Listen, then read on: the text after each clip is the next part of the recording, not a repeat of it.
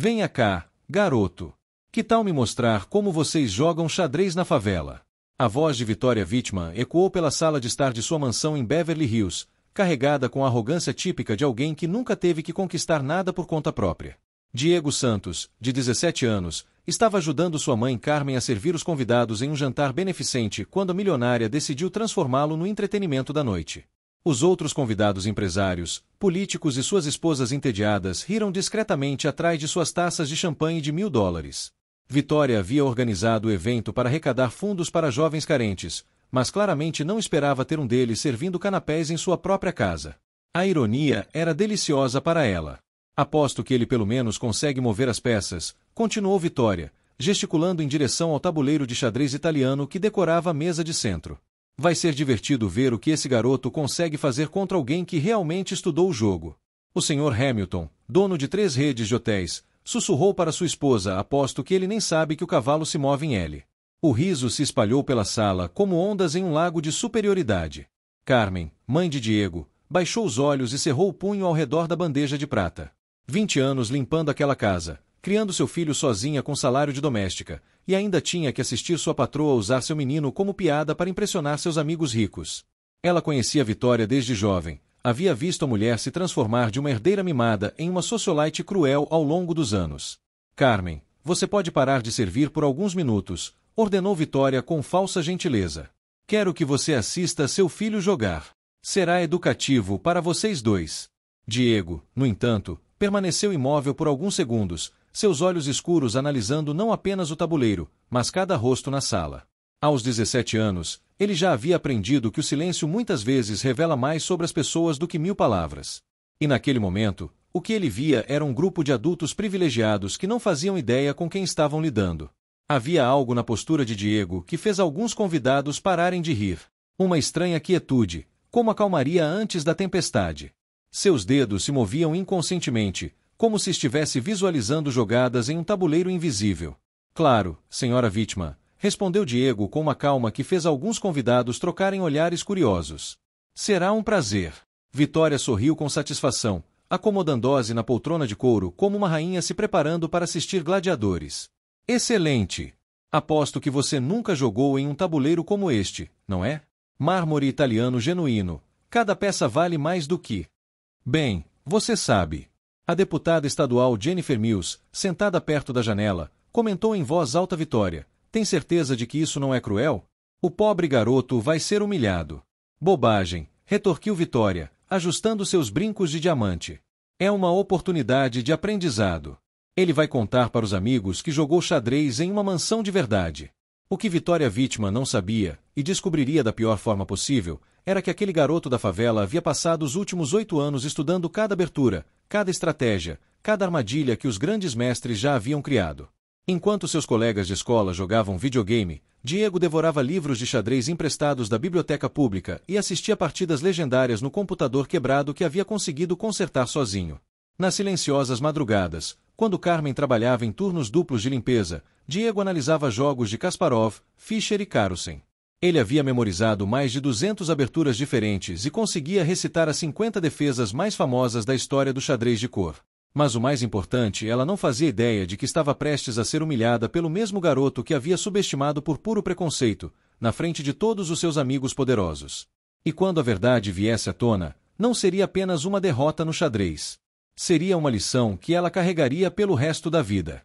Enquanto Victoria arrumava as peças com movimentos teatrais, Diego observava cada convidado. Algo em seus olhos sugeria que ele não estava apenas se preparando para um jogo, estava se preparando para reescrever todas as suposições daquela sala sobre quem realmente merecia respeito. Victoria tomou seu lugar no lado branco com a confiança de alguém que nunca havia perdido nada importante na vida. Eu sempre jogo com as brancas, querido. É uma tradição de família, disse, ignorando completamente o fato de que no xadrez sério, a cor das peças é decidida por sorteio. Diego assentiu silenciosamente e arrumou suas peças pretas com uma precisão que fez o Sr. Hamilton franzir a testa. Cada peça foi colocada exatamente no centro de sua casa, perfeitamente alinhadas, como se aquele tabuleiro de mármore italiano fosse apenas um dos centenas que ele já havia enfrentado antes. Vamos tornar isso interessante, anunciou Victoria para os convidados. Se o garoto conseguir me dar pelo menos um susto, eu dou $1000 para... Não sei, Alguma escola pública. O riso ecoou pela sala novamente, mas desta vez Diego levantou os olhos e sorriu. Um sorriso que não chegava aos olhos.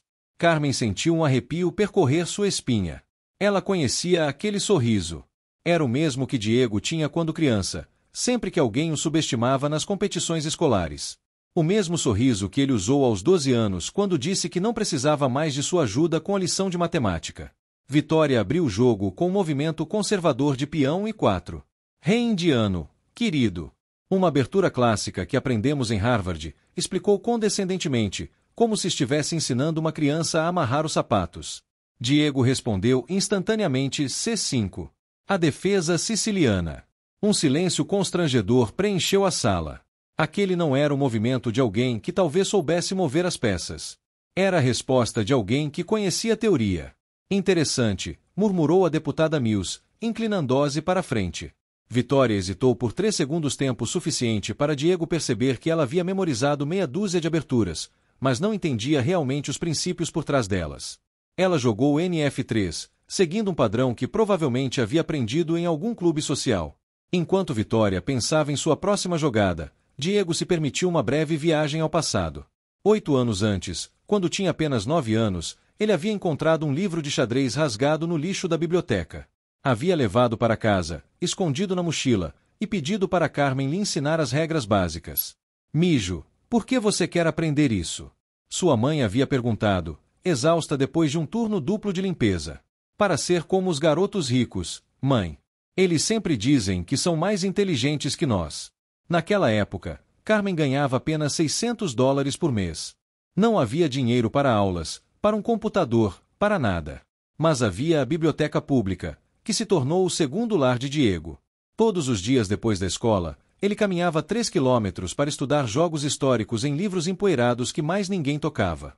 Vitória finalmente jogou D3, um movimento tímido que revelava sua natureza conservadora tanto no xadrez quanto na vida.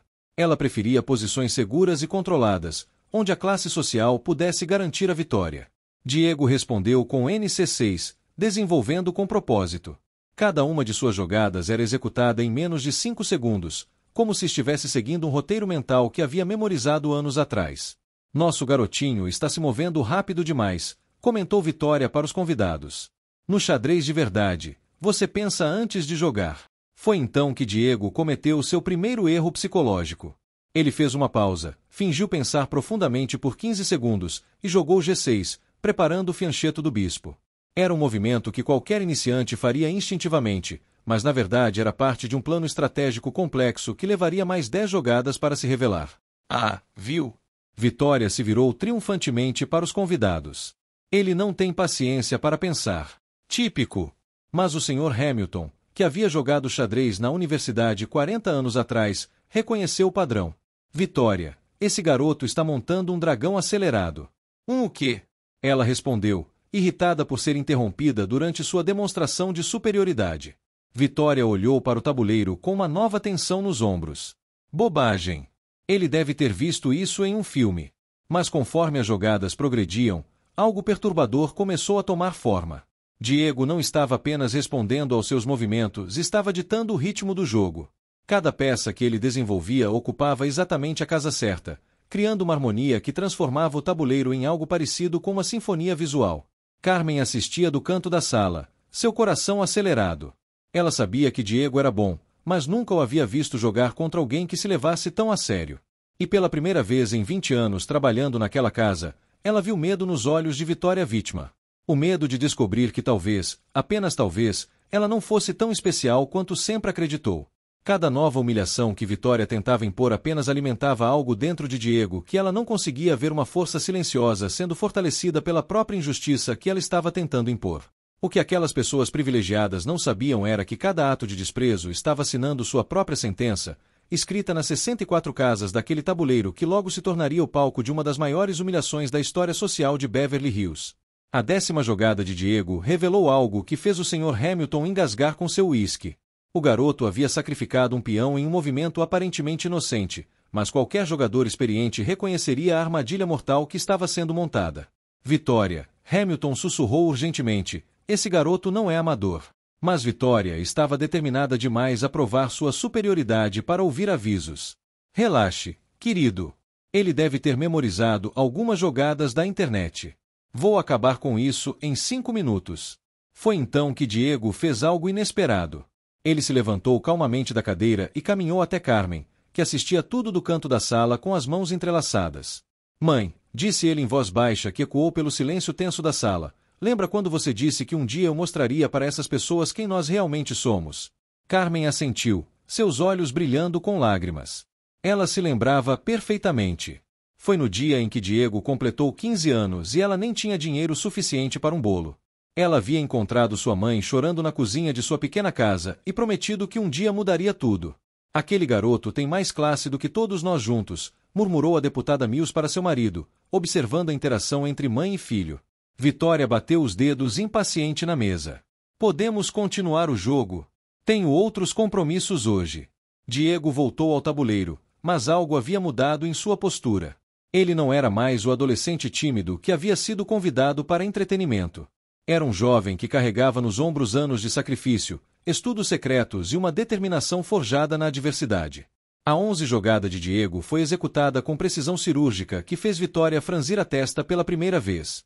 Ele havia criado uma dupla ameaça se ela protegesse o rei, perderia a dama se protegesse a dama, seria checkmate em 3 jogadas. Isso não é possível, Vitória murmurou, estudando o tabuleiro intensamente pela primeira vez desde o início da partida. Foi quando Hamilton percebeu algo crucial. Vitória, você está sendo superada por um garoto que provavelmente nunca pisou em um clube formal de xadrez na vida. Enquanto Vitória tentava encontrar uma saída para seu dilema, Diego aproveitou para observar cada rosto na sala. A deputada Mills havia parado de beber champanhe e estava inclinada para a frente, fascinada. O dono da rede de hotéis havia largado o celular. Até a esposa de Hamilton, que estava folheando uma revista de moda, agora prestava total atenção ao jogo. Carmen conhecia aquele olhar no rosto de seu filho. Era o mesmo que ele tinha aos 12 anos quando descobriu a sessão de xadrez na biblioteca pública. O mesmo olhar que o fazia ficar 5 horas seguidas estudando jogos históricos em um computador lento e quebrado.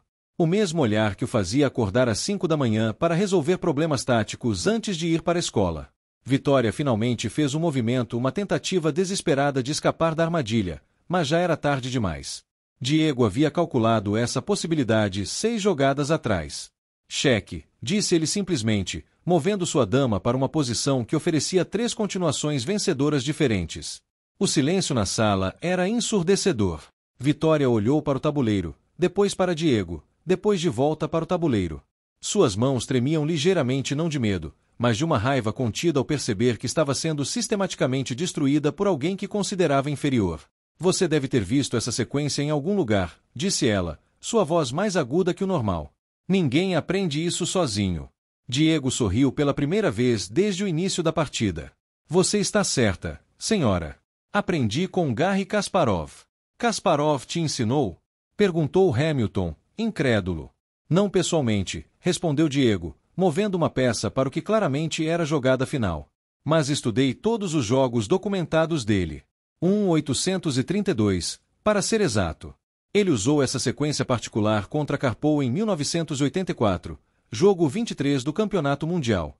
Vitória olhou ao redor da sala, procurando nos rostos dos convidados por apoio, mas o que encontrou foi algo que nunca havia visto, direcionado a ela: desaprovação silenciosa.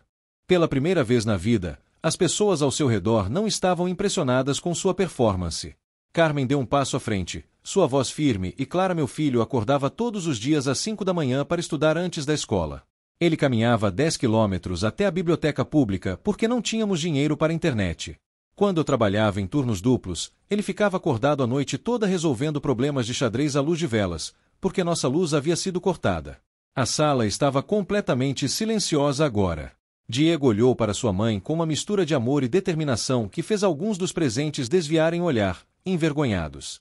Checkmate, disse Diego suavemente, colocando sua dama na posição final. Vitória encarou o tabuleiro por um longo momento, como se esperasse que as peças mudassem de posição sozinhas. Quando finalmente ergueu os olhos, encontrou Diego a observando com a mesma calma imperturbável com que havia começado o jogo.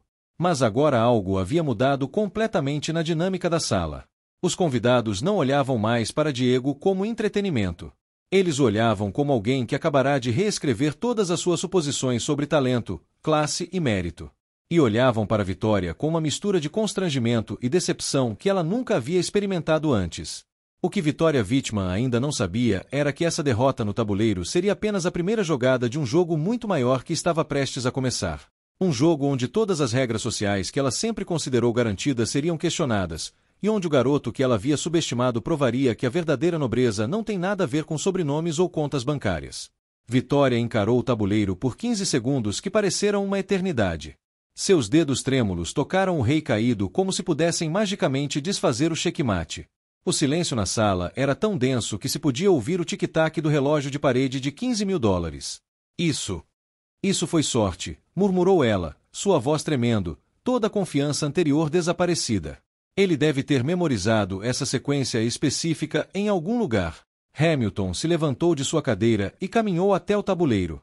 Vitória, esse garoto acabou de executar uma variação da siciliana que nem eu conhecia, e jogo há 40 anos.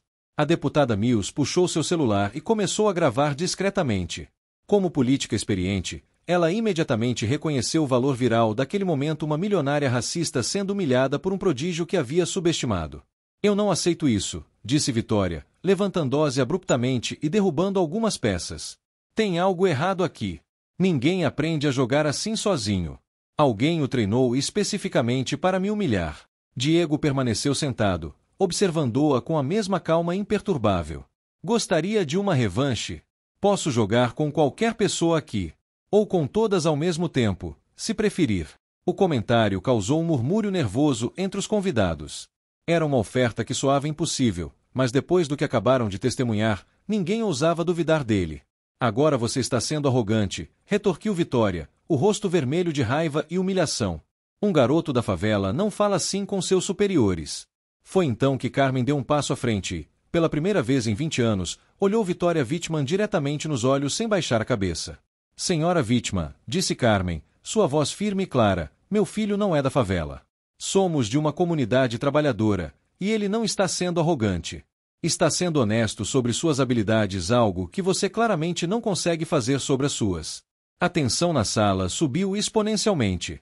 Alguns convidados trocaram olhares desconfortáveis, percebendo que estavam testemunhando algo muito maior do que uma simples partida de xadrez. Vitória se virou para Carmen com fúria. Como você ousa falar comigo dessa forma? Esqueceu seu lugar nesta casa? Não, respondeu Carmen calmamente. Eu lembrei do meu valor. Hamilton interveio, claramente desconfortável com a direção que a conversa estava tomando. Vitória, talvez devêssemos reconhecer que o jovem é verdadeiramente talentoso. Talentoso? Vitória riu amargamente. Vocês não entendem. Isso foi armado. Alguém o treinou especificamente para me fazer parecer idiota na minha própria casa. Diego finalmente se levantou, e quando falou, sua voz carregava uma maturidade que silenciou todos os adultos presentes. Senhora Wittmann, quer saber a verdade? Eu não fui treinado para humilhá-la. Passei os últimos 8 anos estudando xadrez porque sonhava em jogar contra pessoas que respeitassem o jogo. Pessoas que entendessem que talento não tem cor, classe social ou sobrenome.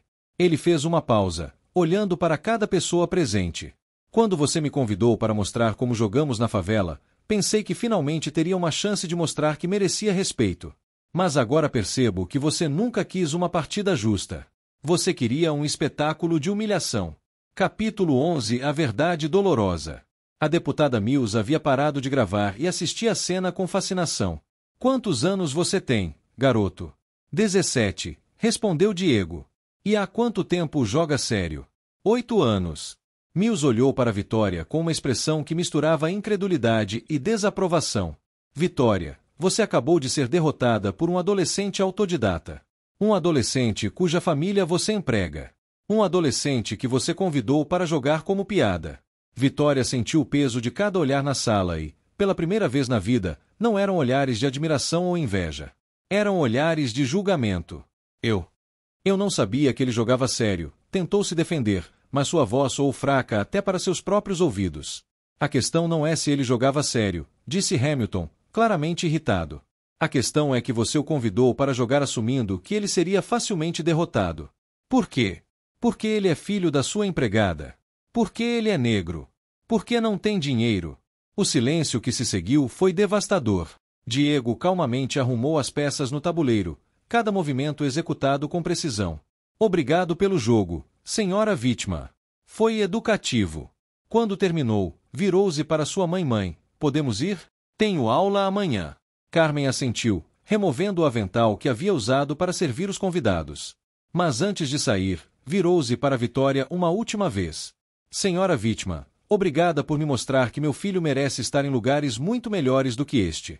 Quando mãe e filho caminharam em direção à porta, a deputada Mills gritou Diego. Tem interesse em bolsas de estudo?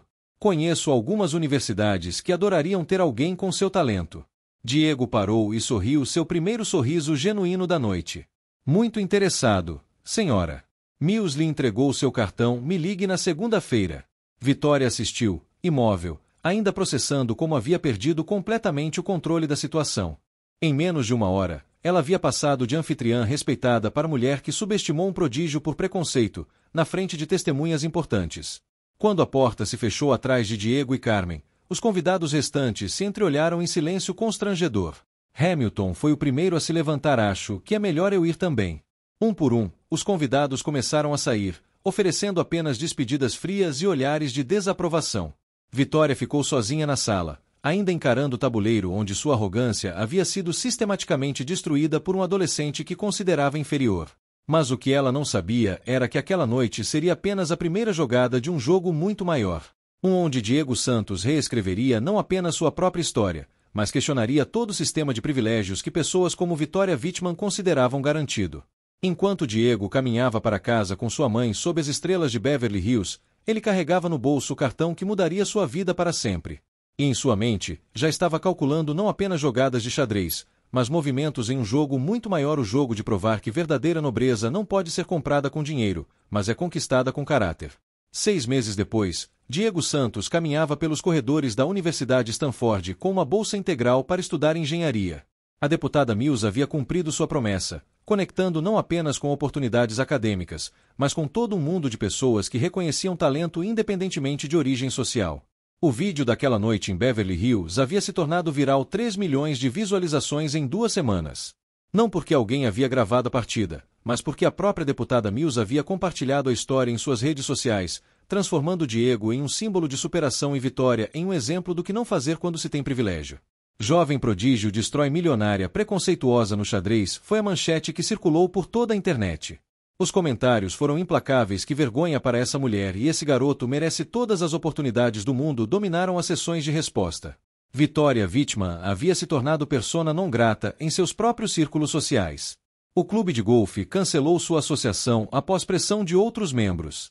3 instituições de caridade removeram seu nome de eventos. Até Hamilton, seu amigo de décadas, começou a evitá-la em reuniões sociais. Vitória sempre foi arrogante, mas nunca imaginei que pudesse ser tão cruel, comentou a esposa de Hamilton durante um jantar em Malibu. Humilhar uma criança daquele jeito na frente de todo mundo. O pior para Vitória foi perceber que Diego nunca havia buscado vingança ou exposição. Ele havia simplesmente jogado xadrez, algo que fazia naturalmente, com uma maestria desenvolvida através de anos de dedicação silenciosa. A humilhação que ela sentiu foi auto-infligida, resultado direto de suas próprias suposições preconceituosas. Carmen havia sido promovida supervisora de limpeza em um hotel 5 estrelas em Santa Mônica, um trabalho que pagava 3 vezes mais e vinha com benefícios médicos completos. Não foi caridade, foi reconhecimento pelo profissionalismo que ela sempre havia demonstrado, agora finalmente valorizado por empregadores que viam além do preconceito. Diego fundou um programa gratuito de xadrez online que conectava jovens de comunidades carentes com mentores universitários. Em menos de 6 meses, 200 crianças estavam aprendendo não apenas como mover peças, mas estratégias de vida que nenhuma sala de aula formal poderia ensinar. O xadrez me ensinou que toda pessoa tem valor estratégico único, explicou Diego durante uma entrevista na CNN. Vitória Wittmann me ensinou que algumas pessoas precisam perder tudo para aprender o que realmente importa. Quando perguntado se guardava rancor da mulher que tentou humilhá-lo, Diego sorriu com a mesma calma que havia mostrado naquela noite fatídica. Rancores são peças que só atrapalham o jogo. Prefiro focar no que posso construir. Vitória assistiu àquela entrevista sozinha em sua mansão, agora vazia dos amigos que a haviam abandonado. Pela primeira vez, ela realmente entendeu o que havia perdido naquela noite, não apenas uma partida de xadrez, mas a oportunidade de ser uma pessoa melhor. Hamilton ligou uma vez após o incidente, apenas para dizer: Vitória, você criou essa situação. Diego apenas respondeu com uma classe que você deveria ter demonstrado desde o início. A lição ecoou além de Beverly Hills. Diego provou que verdadeira nobreza não vem de sobrenomes ou contas bancárias, mas de caráter forjado na adversidade e demonstrado através de ações. Ele transformou o preconceito em propósito, a humilhação dos outros em seu próprio crescimento. Hoje, quando Diego olha para o futuro, ele não vê limitações impostas por outros, mas possibilidades criadas por sua própria determinação. Vitória havia tentado diminuí-lo para se sentir maior, mas acabou revelando que verdadeira grandeza se mede pela capacidade de elevar os outros, não de derrubá-los. Carmen orgulhosamente emoldurou uma foto de Diego recebendo sua primeira menção honrosa acadêmica em Stanford. Na parede ao lado, um certificado do programa de xadrez que já havia impactado milhares de jovens. Conquistas que dinheiro algum poderia comprar e preconceito algum poderia roubar. A melhor vingança, como Diego descobriu, não é destruir aqueles que tentam diminuir você. É construir algo tão extraordinário que a mediocridade deles se torna irrelevante por comparação. Vitória Wittmann tentou fazer dele entretenimento, mas Diego Santos se tornou inspiração. E essa diferença define não apenas quem ganha no xadrez, mas quem vence na vida. A história de Diego Santos e Vitória Wittmann transcende uma simples partida de xadrez. É um retrato poderoso de como o preconceito pode cegar as pessoas para o verdadeiro valor humano, e como a determinação pode transformar as maiores desvantagens em forças extraordinárias. Diego não venceu apenas porque era um jogador superior. Ele venceu porque entendeu que cada movimento na vida, assim como no xadrez, tem consequências. Enquanto Vitória jogava com arrogância, assumindo que sua posição social garantia a vitória, Diego jogava com humildade, preparação e respeito pelo jogo. A transformação que se seguiu aquela noite não foi apenas na vida de Diego e Carmen. Foi uma lição para toda uma sociedade sobre os perigos de julgar pessoas por sua origem, cor ou condição econômica. O vídeo viral não celebrava apenas a vitória de um jovem talentoso, celebrava a derrota de um sistema de pensamento que perpetua injustiças. Carmen, que durante décadas serviu em silêncio, encontrou sua voz naquela noite. Sua dignidade, finalmente reconhecida, abriu portas não apenas para ela, mas para outras pessoas em situações similares. Ela provou que valor e classe não são privilégios de nascimento, mas qualidades de caráter. Vitória, por sua vez, enfrentou a mais difícil das lições: descobrir que suas vantagens sociais eram irrelevantes diante do verdadeiro mérito. Sua queda não foi apenas social, mas moral.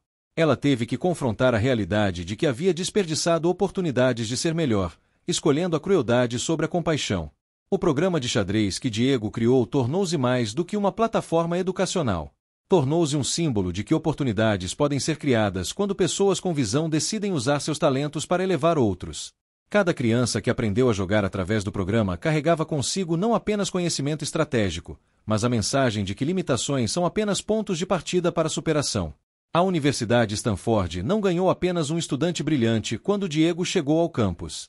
Ganhou um líder que entendia a responsabilidade que vem com oportunidades excepcionais. Seus professores rapidamente perceberam que estavam diante de alguém que não apenas absorvia conhecimento, mas o transformava em ação significativa. Durante seus estudos de engenharia, Diego desenvolveu aplicativos que democratizaram o acesso ao ensino de xadrez. Sua tese de graduação focou em como a inteligência artificial poderia ser usada para criar tutores personalizados para crianças de baixa renda. Cada projeto que empreendia carregava a marca de alguém que nunca esqueceu de onde veio.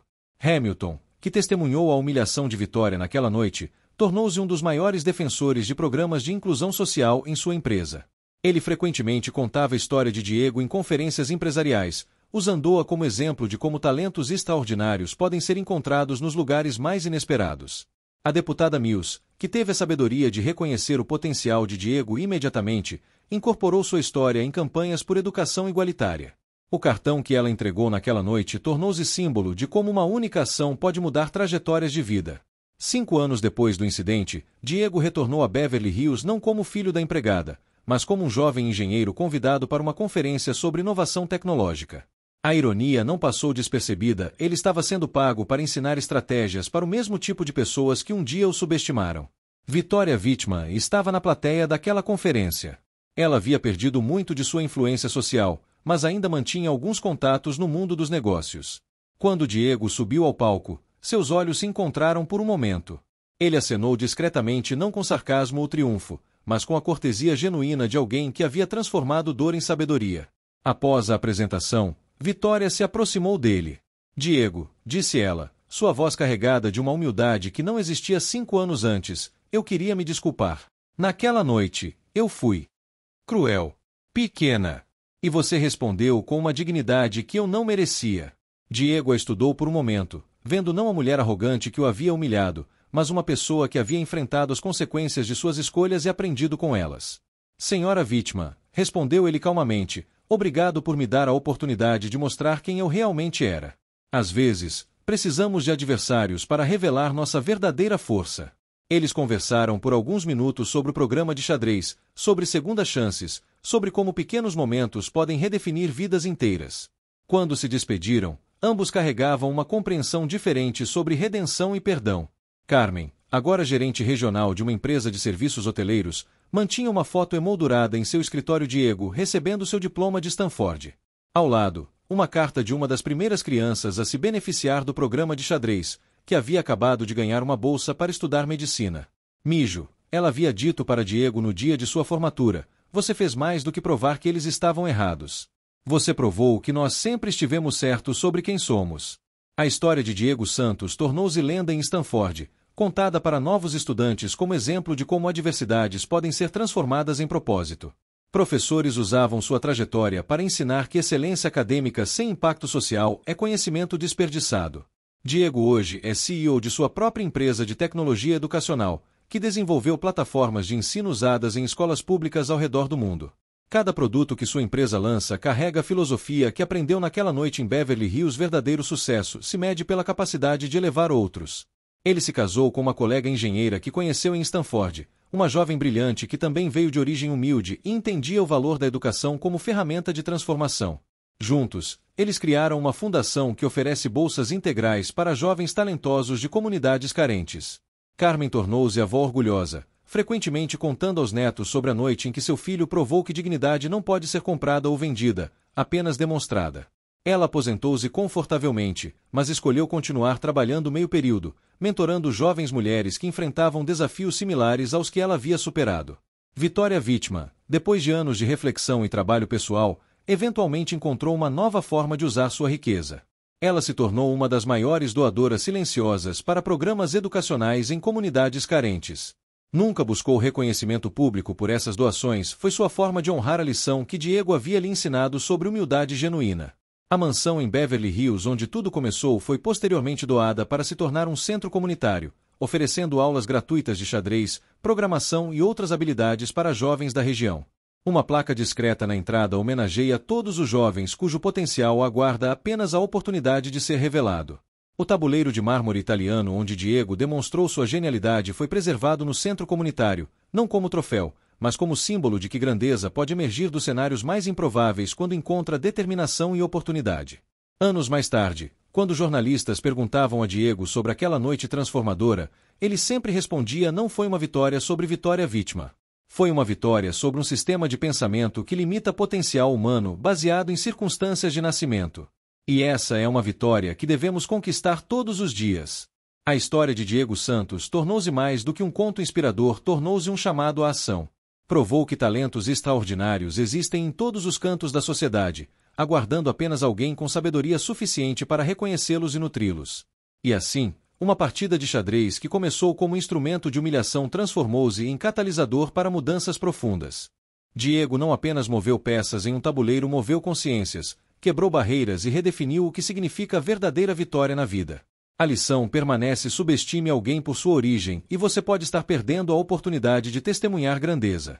Mas ofereça respeito e oportunidade, e você pode estar plantando sementes de transformação que crescerão muito além de qualquer expectativa. Esta é a história de Diego Santos, o garoto que foi convidado para ser humilhado e escolheu ser inspiração. Uma prova viva de que, no grande tabuleiro da vida, as jogadas mais poderosas são aquelas feitas com coragem, dignidade e determinação inabalável de provar que todo ser humano merece respeito, independentemente de onde a vida o colocou para começar.